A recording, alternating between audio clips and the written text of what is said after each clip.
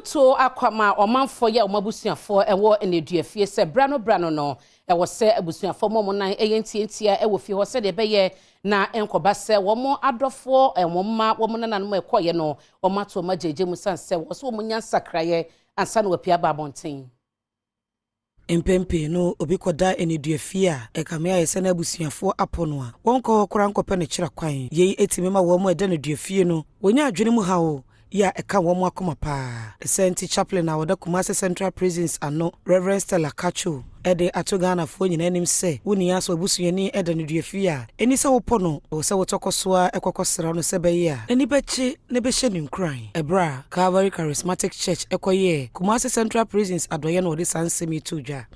They think they're rejected. Some people, family do not even care. They don't even visit them. Visitors come here, it actually puts smiles on the faces of the prisoners because here it's a restricted area. We don't allow people to come here so often.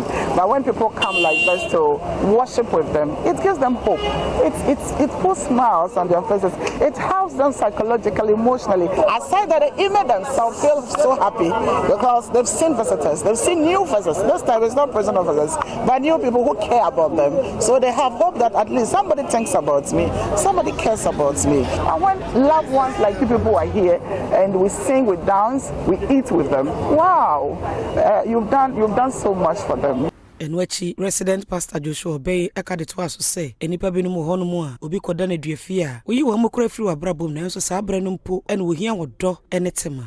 So we thought of it that it's very important as a church for us to also engage the prisons and engage the hospitals. So I think that as a country it's very important for us to realize that prisoners also have human rights and they are human beings.